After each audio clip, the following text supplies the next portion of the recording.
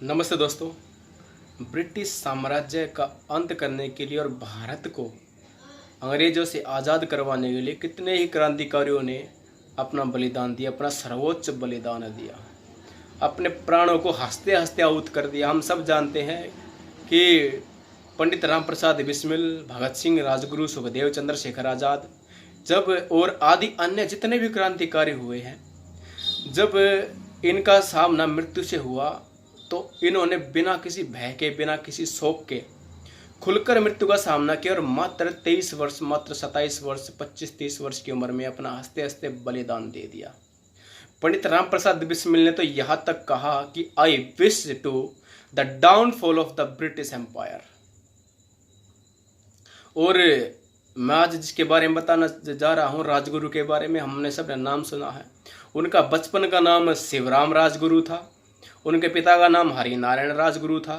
हरिनारायण राजगुरु की 2 पत्नियां थी और दूसरी पत्नी के छोटे वाले बेटे थे ये, और भाई का नाम जो है भास्कर राजगुरु था। बचपन से ही बड़े ही दृढ़ और जिद्दी स्वभाव के थे। तो राजगुरु के मन में भी ब्रिटिश साम्राज्य के अंत के लिए बड़ी चेष्टा थी, बड़े ही निष्ठावान थे ब्रिटिश साम्राज्य के अंत के लिए, और कुछ भी करने को तत्पर थे, कुछ भी कर सकते थे ब्रिटिश साम्राज्य को अंत तक पहुंचाने के लिए, ब्रिटिश साम्राज्य का अंत करने के लिए, भारत को इन अंग्रेजों से आज़ाद करवाने के लिए।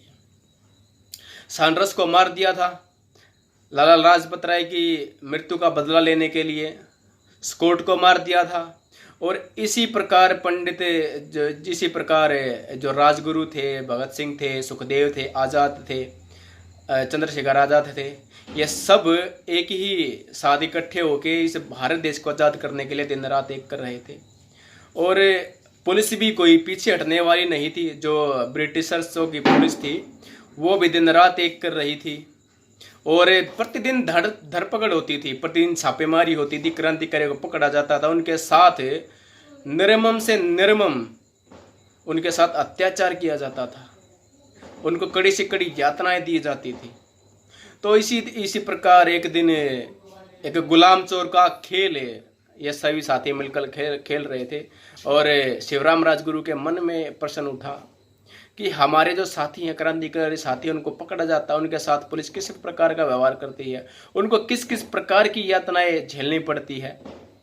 तो गुलाम चोर का एक गेम होता है, ये एक ताश के पत्तों का गेम होता है। इसमें जो एक पान का एक ताश निकाल लिया जाता है और 51 पत्तों से खेला जाता है, और जिसके पास लास्ट में पान का ताश बचता है वो हार जाता है। मेरे को इतनी जानकारी इस गेम के बारे में, मैंने खेला नहीं कभी। तो यहाँ पर शिवराम राजगुरु हार गए थे, और उनके लिए टास्क था कि उन्हें अपने जो उनके साथी थे, उनकी जो टीम थी, उनके लिए खाना बनाना था। और खाना बनाने के लिए कोई गैस आदि की सुविधा तो थी नहीं, तो अंगीठियों पर भोजन पकाया जाता था। अंगीठी एक कह सकती है कि उस समय का एक विशेष यंत्र था जिसमें भोजन पकाया जाता था। एक लोहे के आकार में एक बाल्टी होती थी, उसमें जो है उसको भट्टी बना के उस पर भोजन पकाया जाता था, और उस पर भोजन पकाने के लिए एक संडासी, एक यंत्र होता है, एक लोहे का यंत्र होता है, उसका इस्तेमाल किया जाता था। वो जब हम भोजन आदि पकाते हैं तो अंगीठी पर जो बर्तन आदि रखते हैं वो गर्म हो जाता है, और उसको उतारने के लिए ताकि हमारे हाथ न जले तो उस संडासी का प्रयोग किया जाता था। तो शिवराम राजगुरु भोजन बनाने का प्रयास कर रहे थे, साथ में संडासी धरी थी। उन्होंने क्या किया, जलती हुई अंगीठी पर उस संडासी को रख दिया, और संडासी धीरे धीरे लाल होती रही। तब तक वो अपने दोस्तों के साथ मज़ेदार बातें करते रहे। जब संडासी सुर्ख लाल हो गई, एकदम लाल हो गई, तो शिवराम राजगुरु ने अचानक उस संडासी को उठा लिया हाथ में, और मन उनका बड़ा ही प्रसन्न हुआ उस लाल रंग को देखकर। जैसे उस संडासी का जो लाल रंग था उसको देखकर उनका मन मोहित हो रहा हो, उनका मन ललचा रहा हो, इतना प्रेम था उस लाल रंग के प्रति शिवराम राजगुरु का। तो जो उनका मित्र था, एक जो उनके साथ भोजन पकाने में उनका सहयोग कर रहा था, वो देख रहा था कि किस प्रकार से शिवराम राजगुरु बालकों वाले खेल खेल रहा है, किस प्रकार से बालकपन दिखा रहा है। तो क्या करते शिवराम राजगुरु, अचानक उस संडासी को अपनी छाती पर 3 जगह छम छम छम छाती पर 3 जगह लगाते, और लगाते घाव हो जाते हैं, और तुरंत उसका साथी संडासी को लेकर दूर फेंक देता है, और पूछते कि भाई राजगुरु तू ये क्या कर रहा था, तो पता क्या कहते शिवराम राजगुरु, मैं देख रहा था कि अगर मैं पकड़ा गया तो जो अंग्रेज है वो मुझ पर जो यातनाएं करेंगे, मुझ पर जो अत्याचार करेंगे, क्या मैं उनको सहन कर पाऊंगा?